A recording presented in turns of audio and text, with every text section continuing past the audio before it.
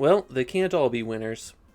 Urban Champion has a following in Japan, and I've never been able to figure out if it's ironic or sincere. Do they remember fighting with their friends, playing a game unlike anything else available on the Famicom in 1984? Or are they laughing at how Urban Champion misses the mark in nearly every gameplay element? Urban Champion was one of the very few games to get a remake as a 3D classic on the 3DS, so somebody must have been interested enough to port it. But I can't understand why. Urban Champion is a fighting game reduced to its most basic structure. You control the blue-haired guy. He's punching the green-haired guy. Your goal is to knock the opponent all the way back to the edge of the screen. The A button is a light, fast punch. The B button is a haymaker that knocks them over. Pressing up and down switches between high and low attacks, and holding up and down lets you block high and low attacks. Pressing back leans backwards so that you can dodge. The fighters have identical moves, and in subsequent rounds, the green fighter just gets better at blocking and more aggressive in throwing punches. Occasionally someone will interfere with your fight by dropping a flower pot out a window, or the police might pass by, forcing each fighter to the edge of the screen where they act nonchalant until they're gone. Knock an opponent back twice, and a manhole appears at the edge of their screen.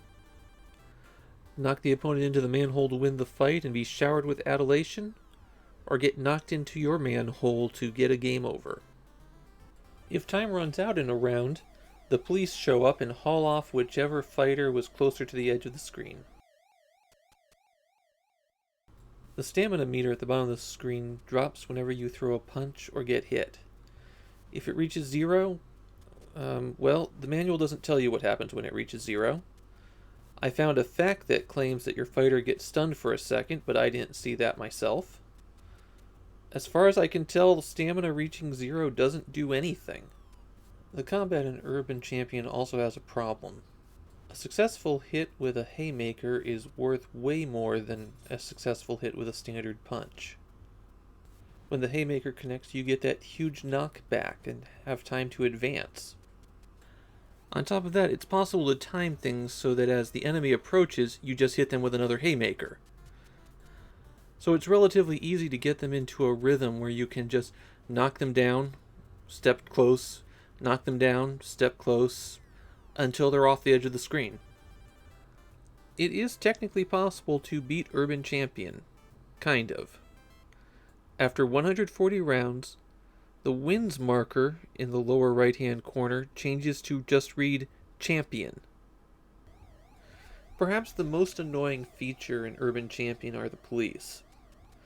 Imagine if you were playing Street Fighter 2 and then suddenly someone walks in from the side of the screen and both fighters back off, wait for 10 seconds, and then they're allowed to continue the fight, but the match has been completely reset.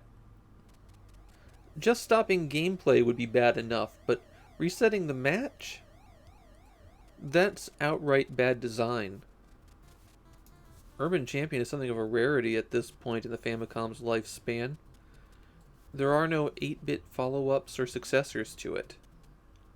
Urban Champion was a one and done from Nintendo. I can't complain too hard about that, though.